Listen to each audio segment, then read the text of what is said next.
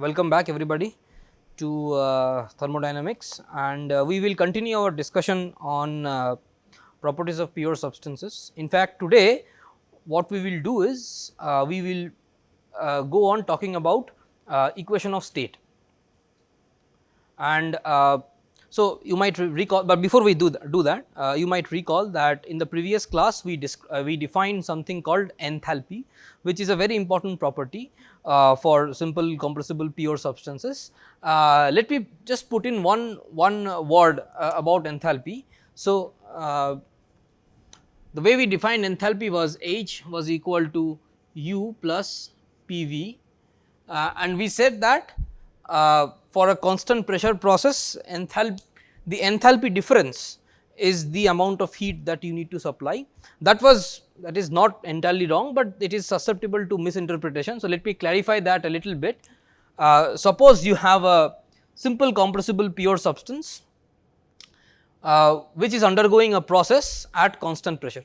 So, throughout the process from let us say state 1 to state 2, the pressure remains constant. In that case, the amount of heat that you need to supply to for that change of state, that is equal to the change in enthalpy. So, you can show that Q is equal to H2 minus H1, which for the process we described is nothing but U2 minus U1 plus P times V2 minus V1, where this part is the work done, this part is the change in internal energy. Now, we are assuming that there is no other work done here. So, for instance, there is no non PDV work done in this process. If there are non PDV work involved, then the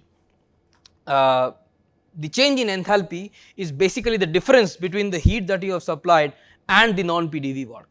In case there is non PDV work involved, here there is no non PDV work. The only work, if we consider a simple compressible pure substance where only PDV work is boundary PDV work is possible, in that case the enthalpy difference is exactly equal to the heat supplied, provided you have a isobaric process, or in other words the pressure remains constant throughout, and of course it has to be a quasi equilibrium process, otherwise you will not be able to define work done like this. So, this is a bit that I wanted to clarify. Okay. So, let us move on. Today we will talk about something called equation of state.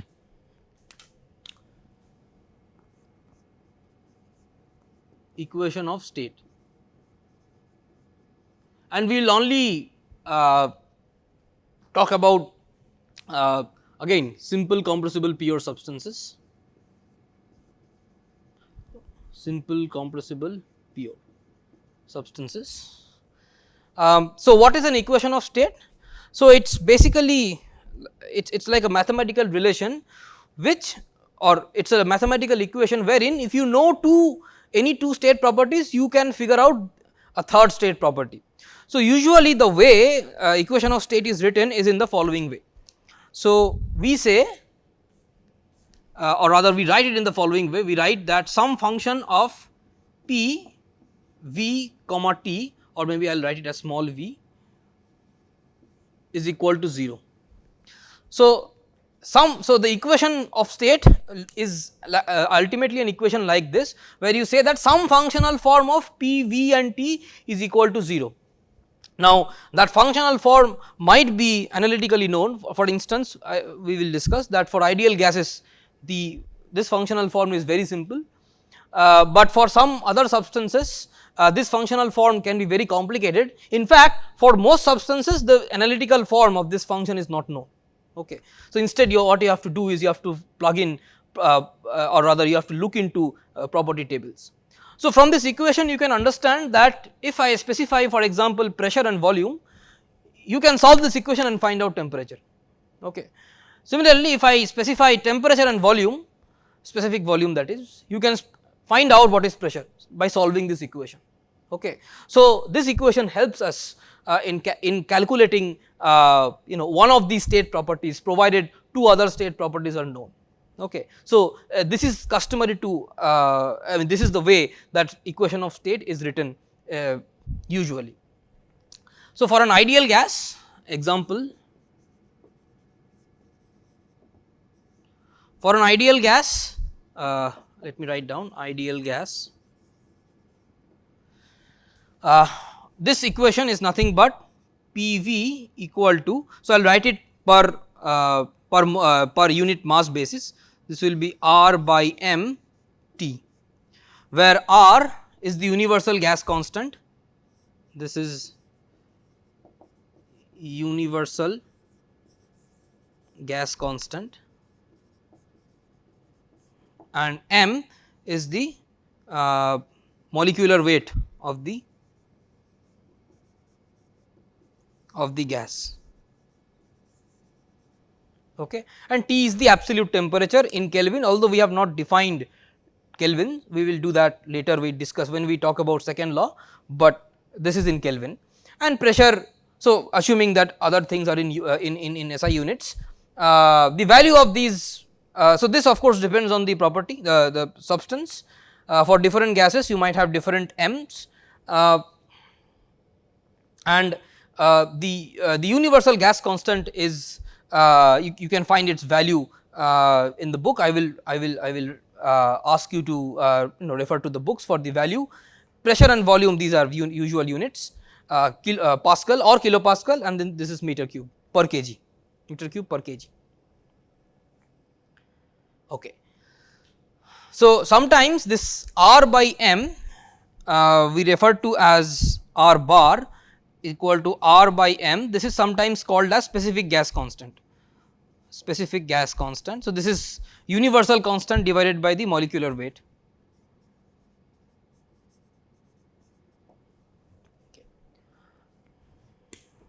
All right.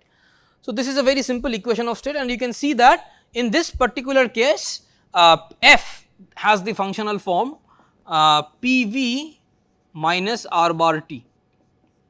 So, that is the functional form of F. Okay. For other substances you might have other functional forms. Okay.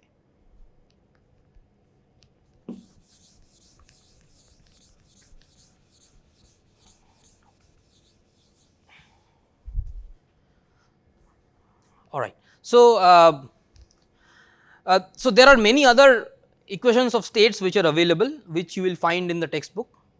I will not go through them one by one. It's not, it's not possible to go through each and every equation of state. There is, for example, van der Waals equation of states and many other variants of the same. So, you can look into the textbook that has been referred, and you can find various examples. Okay. So, now then the question now becomes is, this is fine, this is very simple, this we are all familiar with, ideal gas equation of state.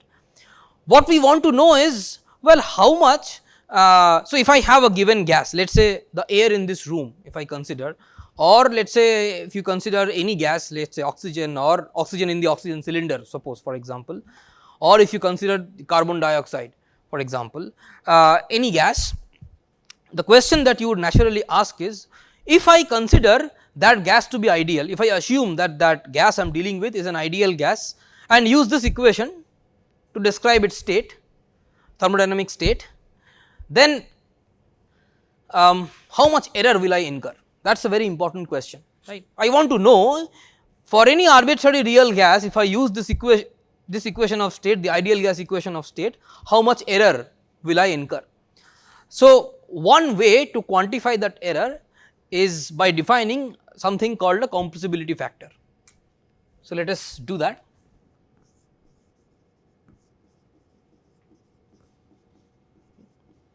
Compressibility factor.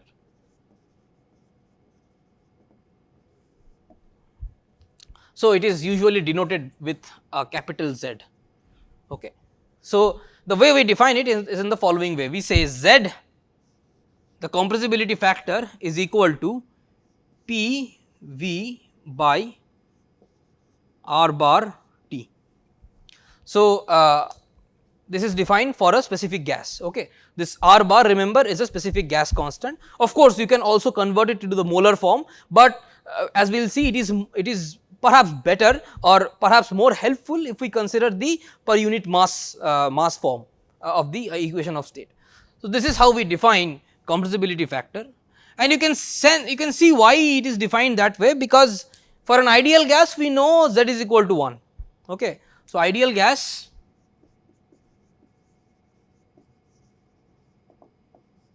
Z is equal to 1.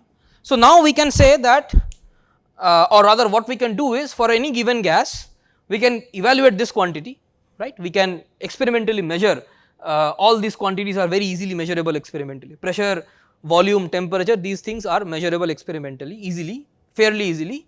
So, you measure these things, calculate this quantity, see how much it deviates from 1. Okay. Larger the deviation is from 1, then larger the error you will incur if you assume that gas to be an ideal gas. Okay. And closer the value is to 1, the more and more the gas will behave like an ideal gas. So, this is something called a so this is something called a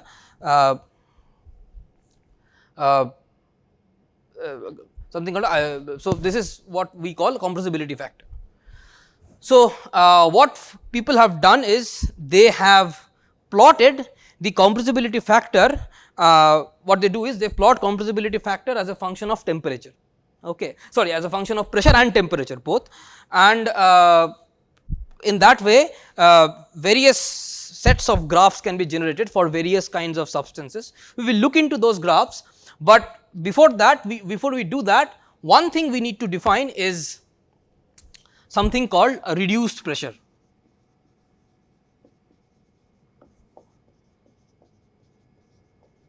Okay.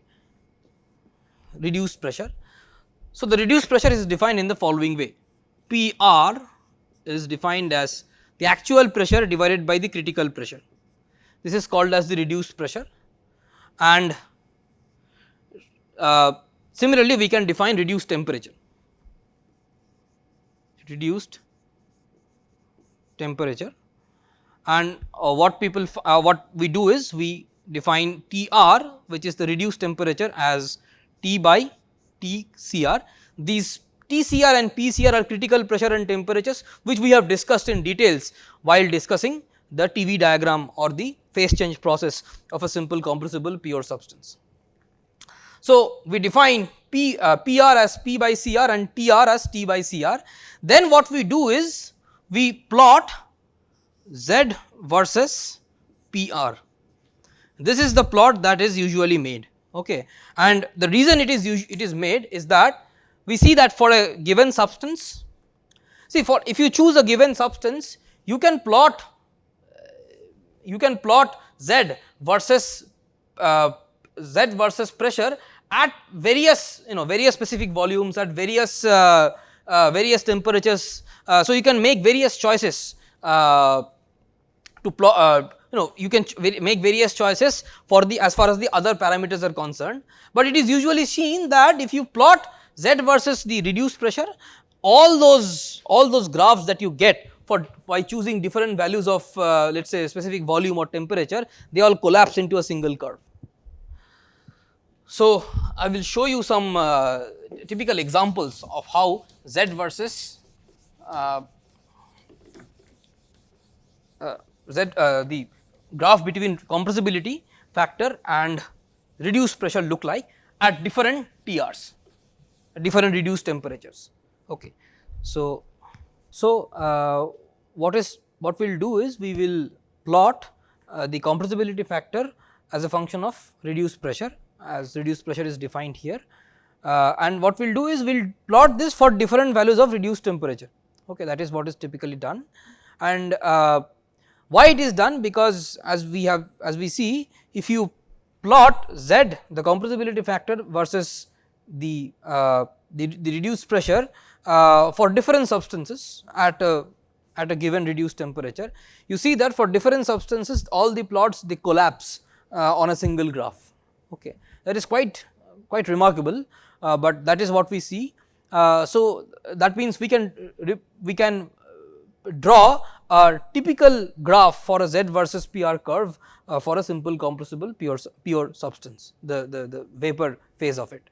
So, let me go and draw some plots. So, what we will do is we will have on the y axis we will plot Z, this is defined as P V by R bar T. On the x axis we will plot the reduced pressure, and the reduced pressure, let us say this one is 1, okay. Here P r equal to 1, that means this is the critical pressure, okay. And let me draw the vertical line, okay, and let us say this is Z equal to 1. So, if I draw a horizontal line like this, that is just the line Z equal to 1. So, this denotes the behavior of ideal gas. This is ideal gas, and then what we will do is we will plot for a typical simple compressible pure substance, the vapor phase of that substance, we will plot Z as a function of Pr for different Tr, for different reduced temperatures, okay. So, let us pick Tr equal to 1 first, okay, that is let us pick, or we are working at the critical temperature itself, okay, right. So, this plot looks something like this. So, if you plot Z versus reduced pressure at reduced temperature 1, the graph for any typical simple compressible pure substance, again this might be oxygen, this might be water vapor, this might be methane, substances like that, all of their curves collapse on the same graph, and this graph looks something like this. So, it something like, okay, this minima is at something like that, okay. This is Tr equal to 1. Then we can raise the temperature slightly and we can plot for, let us say, Tr equal to 1.25, okay. That plot might look something like this. This is Tr equal to 1.25, and similarly we can also raise the temperature even further, and if we do that, in the resulting plot, the resulting graph for Z looks something like, might look something like this.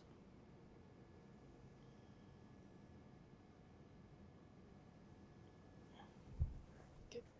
So, this might be for Tr equal to 1.5, let us say, okay. And then we can, we can draw another one for even higher temperature, and that might look something like this, okay. So, this will be, for example, Tr equal to 2, okay.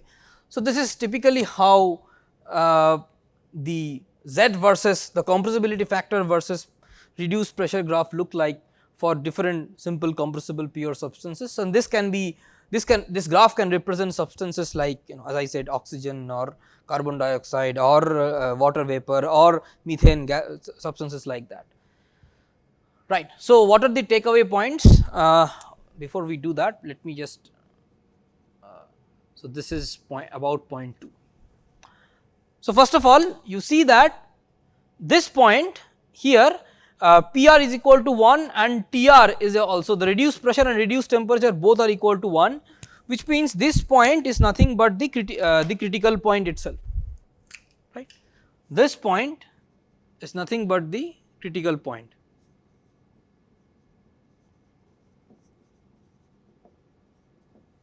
And this graph shows you that at the critical point, the behavior for any substance at the critical point, any pure simple compressible substance, at the critical point, the deviation from the ideal gas behavior is the largest. In fact, this deviation you can see, if you assume that even at critical point the substance behaves like an ideal gas, the error that you incur is about 80%, right, because this value is about 0.2.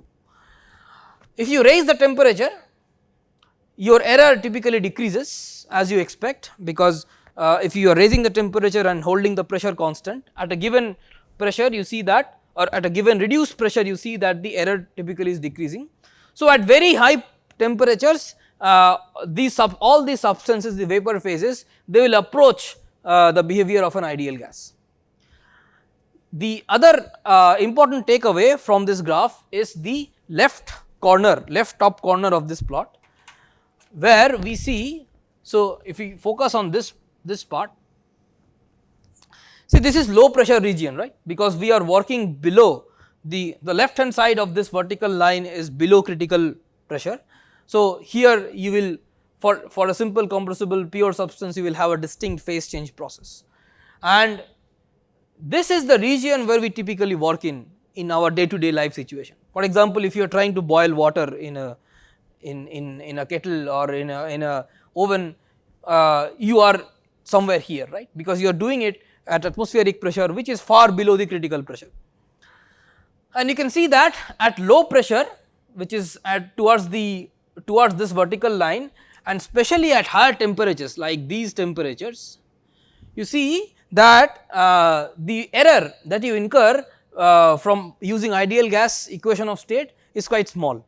So, for low pressure and higher temperatures, the substance, the vapor phase of the substance will behave, or rather it can be reasonably well approximated as an ideal gas. Another important takeaway is that you can see here that to the right hand side, if you are working at a very large pressure and also at larger temperatures, so above TR, you again see that the substance, the vapor phase can be again reasonably approximate. So, here for example, in this region, the substance can be again reasonably well approximated as an ideal gas, okay. But these pressures are usually not accessible because they are extremely large pressures, several hundreds or maybe even thousands of megapascals, which obviously is not accessible to our daily operations. But these are the ones which we use more often day to day in our day to day life, and you can see that especially at lower pressures, the substance can be reasonably well approximated as an ideal gas, okay.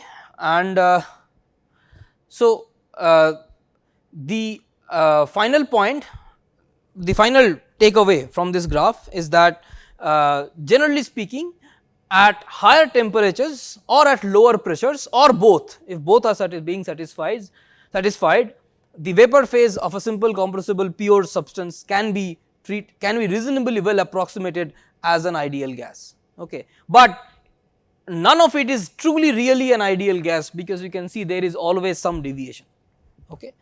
All right.